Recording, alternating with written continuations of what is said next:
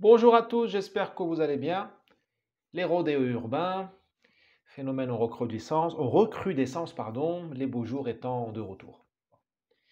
C'est, comme on dit chez les journalistes, le marronnier, hein. C'est une affaire qui revient tout le temps, puisque personne n'a envie de trouver de solution, hein.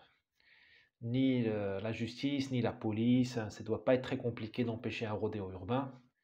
Nous arrivons bien à envoyer un homme sur la Lune ou à créer l'intelligence artificielle, c'est pas très difficile d'empêcher quelques abrutis de cabrer une moto, un scooter ou même un vélo. Vous en conviendrez. Il y a un déficit abyssal évident de volonté politique, mais aussi de volonté sociale. C'est le propos de cette vidéo. La société n'a pas envie d'en finir avec les rodéos. Est-ce qu'elle aurait eu envie d'en finir avec les rodéos? Vous aurez eu une chaîne humaine bloquant les rues avec des voitures, des êtres humains, des pneus. Enfin, on trouve toujours des bons pères de famille pour brûler des pneus, pour, se, se- pour protester contre la réforme des retraites, mais on ne trouve pas de chef de famille ou de mère de famille, puisque nous sommes inclusifs, capable de renverser une poubelle pour empêcher un abruti de cabrer sa moto. Donc c'est pas très important. C'est moins important que les retraites. Alors que ce sont des enfants, notamment des enfants, enfin des enfants qui sont renversés. Voir ce que c'est que le drame.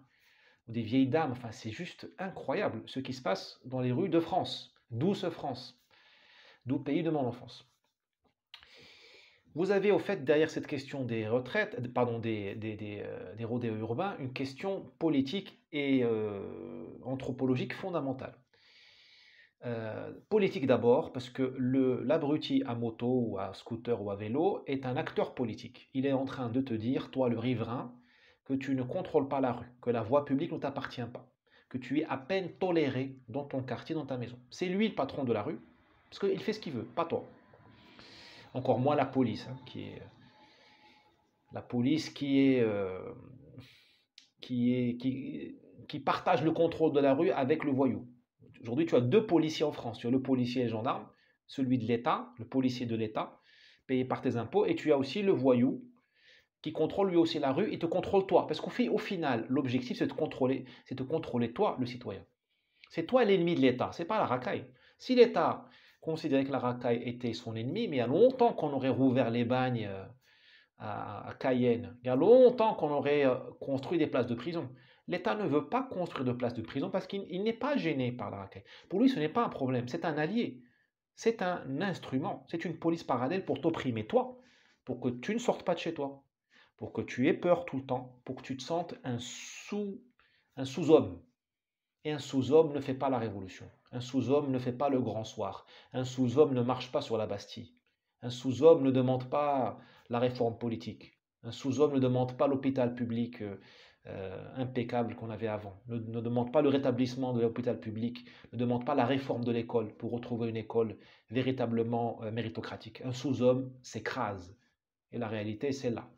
À part les retraites où les gens se soulèvent encore, tout le reste, les gens s'écrasent. Donc première chose, utilité entre guillemets politique des rodéos urbains. Deuxième utilité, ou deuxième implication, ramification, c'est l'aspect anthropologique. C'est-à-dire que le rodéo urbain qui se poursuit en toute impunité prouve que dans ce pays, il n'y a plus d'hommes. Alors je m'inclus dedans, hein. Il n'y a plus d'hommes. Tu n'as plus d'hommes dans la police, puisque la police est incapable ou ne veut pas ou ne peut pas, en tout cas, symboliquement, elle transmet l'impuissance. D'accord? Et il y a pas d'hommes parmi la population. C'est-à-dire, comme je vous l'ai dit au début de la vidéo, il n'y a pas de résistance civile à ça. On laisse faire. Ah, on se plaint sur Facebook, voilà. Il n'y a même pas de casserolade. Non, non. On se plaint sur Facebook. Quand l'IFOP appelle pour faire des sondages, on dit oui, on va voter Marine. Attention, vous allez voir ce que vous allez voir. Aux prochaines élections, je vais voter Marine. Mais je n'ai pas vu, moi, de père de famille, de mère de famille, faire le siège de la mairie, du quartier, faire le siège du commissariat, faire le siège du tribunal pour être écouté, entendu. Ah, c'est quand même vos vies, celles de vos enfants qui sont en danger. Non, non, se plaint, voilà. Voilà. Vous avez un problème, on a annulé l'homme français. Et ce faisant, on a annulé la femme française, parce que cet homme français, il est, euh, il est en partenariat avec la femme française. Les deux sexes sont complémentaires, hein. Je m'excuse de choquer les plateformes internet là. L'homme et la femme sont complémentaires. Quand tu casses l'un, tu casses l'autre. L'un ne peut pas vivre sans l'autre. Je m'excuse d'être un révolutionnaire, un hérétique, un chiite. Je suis un chiite dans les temps modernes. Nous sommes nombreux comme ça. Cet homme, il est né d'une femme. Cet homme, il va former des femmes, hein, il sera père. Cet homme déconstruit, dévirilisé, irresponsable. J'aime pas le terme dévirilisé parce que ça renvoie un peu vers des dingos là qu'on a chez nous à droite du spectre politique, hein, on va dire, hein, qui rêvent d'un retour à l'homme des cavernes. Non, on n'est pas, je dis pas ça, hein. Je dis juste que, enfin, je retire le terme dingo. Des gens avec qui je suis pas d'accord.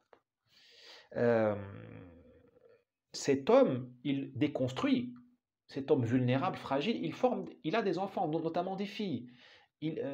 Ça crée des femmes faibles aussi qui n'exercent plus la maternité. Qu'est-ce que c'est que la maternité? C'est embrasser ses enfants pour qu'ils ne prennent pas les coups.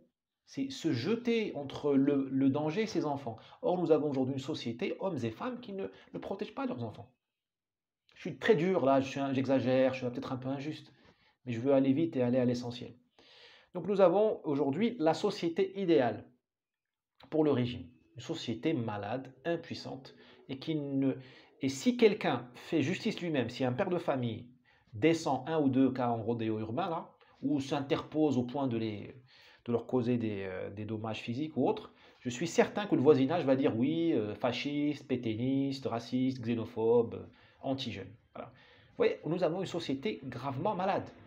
Et ce sera ma conclusion, il est